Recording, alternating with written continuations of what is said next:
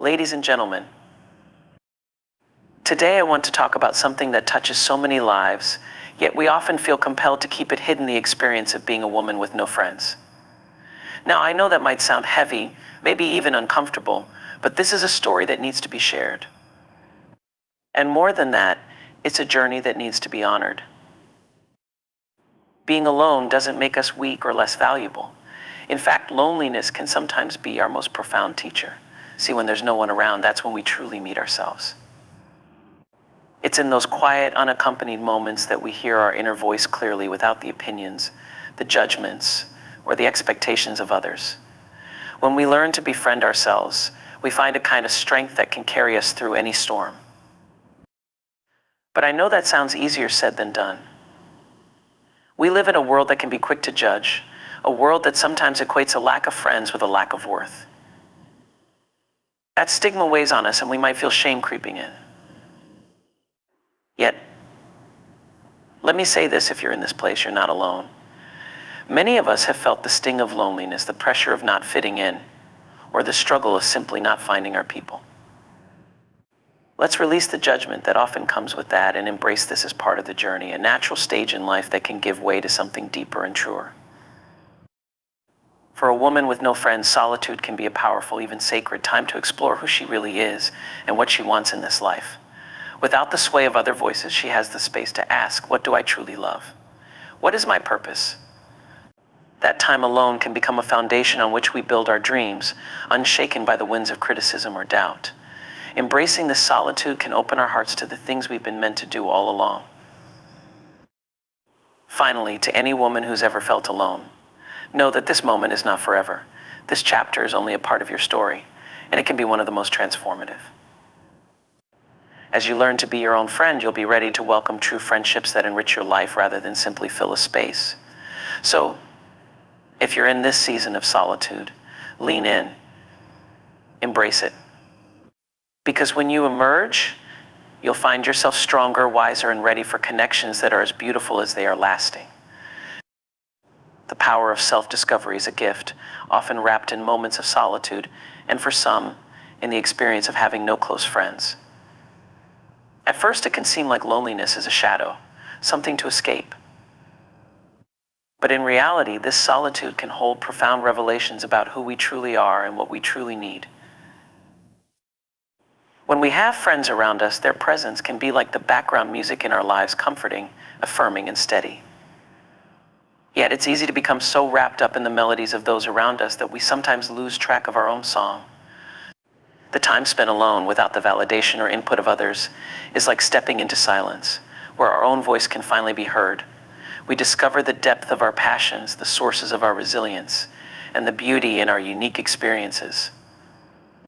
We find that even when no one else is watching, we are worthy, and that our worth isn't dependent on who stands beside us. In the quiet, we learn to ask ourselves the kinds of questions we may never have dared to ask before. What brings me joy? What do I truly believe in? What am I made of when everything else is stripped away?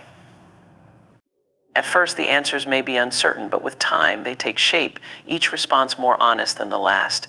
The answers reveal not only our values and passions, but also the parts of ourselves that are unfulfilled or yearning. This kind of self-discovery, rooted in solitude, can be transformative.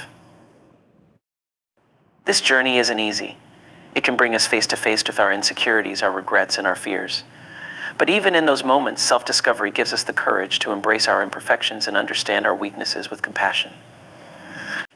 We come to see that we are human, and that being alone doesn't diminish our capacity to feel, to give, or to receive love. And through self-discovery, we find strength in knowing that we are enough, all on our own. This kind of independence isn't about rejecting others, it's about knowing we are whole whether or not others are in our lives. It allows us to be open to relationships from a place of strength, where we are giving freely without needing others to complete us or define us. Self-discovery turns loneliness into an experience of growth. In a world that often tells us that being alone is something to avoid, self-discovery tells us it is something to embrace. Because when we learn to know and love ourselves, we find a kind of friendship that never fades, one that can carry us through anything life throws our way. This is the true power of self-discovery, a journey inward that brings us home to ourselves.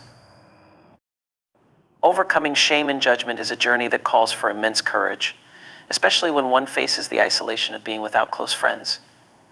In our society, relationships are often seen as markers of success, self-worth, and identity. When someone lacks a circle of friends, it can feel as though a magnifying glass is held over them, as if their solitude is a flaw to be fixed. But this sense of shame is not inherent. It's a product of the expectations and assumptions that the world around us projects onto us. Breaking free from these judgments is about reclaiming the truth of who we are beyond the gaze of others. In moments of solitude, it's easy for judgment, both internal and external, to become a weight. Perhaps it's the family members asking why you don't have many friends, the coworkers nudging you to join social gatherings, or even the barrage of social media images depicting flawless friendships. Over time, this narrative can erode self-esteem and foster feelings of inadequacy. But overcoming this shame starts with realizing that the value of a person cannot be quantified by the size of their social circle. We begin to understand that our worth exists independently of others' opinions, and that it is never diminished by the absence of companionship. This journey often calls for deep inner work that involves dissecting and discarding the beliefs we may have internalized from a young age. It means separating ourselves from the idea that being without friends is a personal failure. Shame loses its grip when we realize that everyone's path is unique, and there's no universal script that defines how relationships should look or when they should arrive in our lives. Recognizing this allows us to let go of the harsh judgments we place on ourselves, to understand that life unfolds differently for each person, and to respect that truth in ourselves. In overcoming shame, we also confront the subtle but powerful judgment we feel from others. But here's the truth: people's opinions are reflections of their own perceptions, not of our worth. When we remember that judgments from others are often projections of their own insecurities or lack of understanding, we free ourselves from their power. We don't have to carry the weight of society's expectations. Instead, we can choose to forge our own path, one that feels authentic and meaningful to us. This requires building resilience, letting go of the need for approval, and understanding that those who matter will see and value us for who we truly are. As we learn to overcome shame and judgment, we make room for self-compassion and empathy. We recognize that everyone has moments of isolation, periods of loneliness, and struggles they keep hidden. By forgiving ourselves for the judgments we have carried and the shame we felt, we open the door to healing. In this process, we start to see solitude as an opportunity rather than a deficiency, a chance to redefine and rediscover ourselves without fear of criticism. Ultimately, overcoming shame and judgment is about shifting our perspective from seeking validation in others to finding acceptance within ourselves. It is a journey that takes time and effort, but it also brings freedom, the freedom to live authentically, to cherish our own company, and to embrace our journey, however unique it may be. Through this, we gain the strength to rise above societal pressures, to let go of shame, and to honor our own path, recognizing that we are complete and worthy just as we are. Finding purpose in solitude is a profound journey, one that reveals the extraordinary richness within ourselves, often hidden beneath the noise of daily life. When we're alone, we're given the rare gift of undivided attention to our own thoughts, dreams, and desires. In a world that values constant connection and interaction, solitude can feel unfamiliar at first, even intimidating. But within that space of being by ourselves, without the influence or expectations of others, we're able to look inward and ask fundamental questions. Who am I? What do I want to bring to this world? What lights a fire in me? In solitude, the distractions fade away, allowing clarity to emerge. Here, without anyone else's agenda or input, we have the space to listen to our own heartbeats, to consider our own dreams, and to reflect on what truly matters to us. This isn't about detachment or disconnection. It's about getting to know our truest selves and building an inner foundation that is unshakable. As we spend time alone, we learn that purpose doesn't need to be something grand or externally validated. It can be simple, personal, and meaningful to us alone. It may be an inner calling, a drive to make a difference, or simply the commitment to live authentically. When we lean into solitude, we also become more honest with ourselves about the values that guide us and the goals we hope to achieve. It's in this quiet space that we confront the truth about our strengths, our weaknesses, and the areas in which we yearn to grow. Solitude invites us to shed the masks we wear in public and look deeper at what truly drives us. This is not always easy. We may come across parts of ourselves we've tried to ignore or pain we've pushed aside. But this journey into the self is necessary for finding purpose. It's here that we recognize not only what we desire, but also why those desires matter to us. Solitude also creates an opportunity to test and redefine our sense of purpose without the pressure to perform or meet others' expectations. When we're alone, we don't have to play a role or fulfill anyone's narrative about who we should be. We're free to explore our passions without judgment. This freedom can spark a sense of creativity and curiosity, allowing us to pursue new paths, uncover hidden talents, and take risks we might otherwise avoid. It's in this exploration that purpose begins to emerge, not as something we stumble upon, but as something we actively shape through our choices and intentions. In solitude, purpose isn't rushed or forced. It is given the space to evolve, to breathe, and to grow in its own time. The sense of purpose we cultivate here is grounded, resilient, and deeply personal. It becomes a guiding light that sustains us through challenges and fulfills us in ways that go beyond the approval of others. This purpose, born of solitude, becomes something we carry with us wherever we go. It serves as a reminder that our value is inherent, and that our lives have meaning regardless of who surrounds us.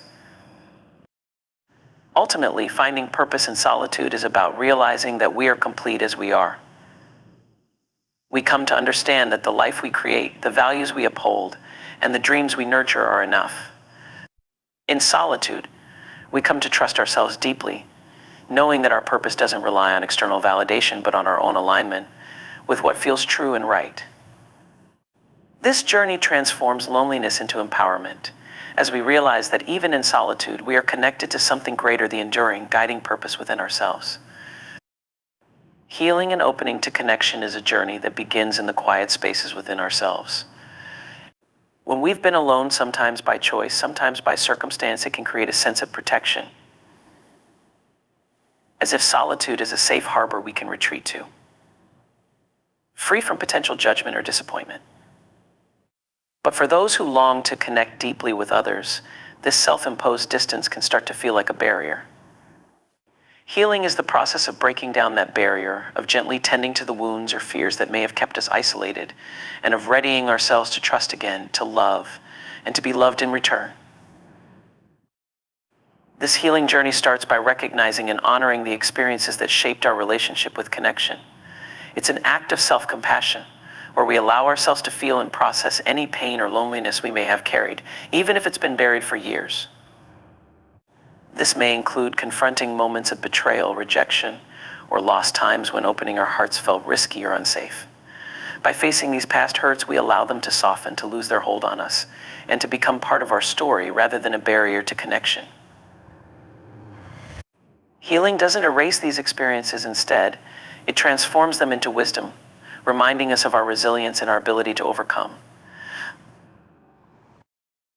As we heal, we begin to realize that vulnerability is not a weakness, but a profound strength.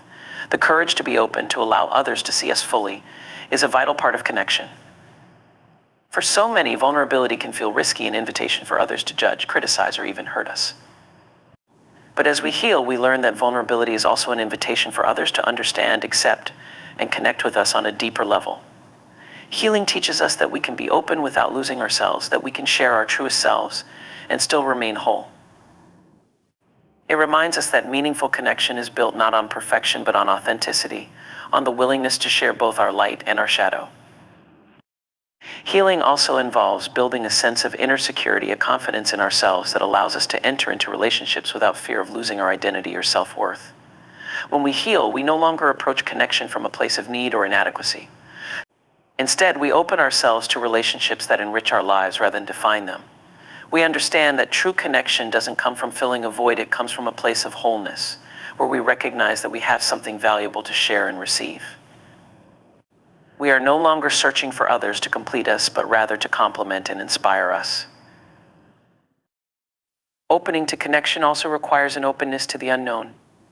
Every relationship, every friendship, and every bond brings a unique set of challenges, joys, and lessons.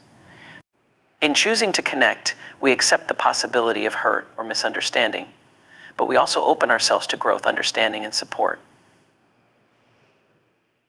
As we heal, we learn to approach connection with curiosity rather than fear, seeing each interaction as an opportunity for growth.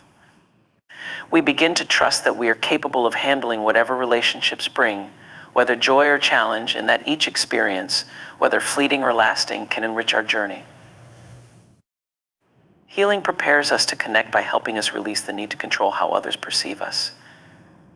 We no longer feel compelled to put on a facade or to mold ourselves into what we think others want. Instead, we can show up as we are, trusting that those who are meant to be in our lives will embrace us in our authenticity. This openness allows us to attract relationships that are genuine, free from pretense or superficiality. In this way, healing allows us to experience connection as it's meant to be, an unfiltered meeting of souls, a shared journey where both people are allowed to be fully themselves. Ultimately, healing and opening to connection is about finding balance, a balance between self-reliance and interdependence, between being whole in ourselves and being open to the beauty others can bring to our lives. Healing allows us to approach connection with a sense of inner peace, where we are neither desperate for nor resistant to relationships. We are simply ready, open to sharing our journey, to giving and receiving, and to discovering the extraordinary connections that await us.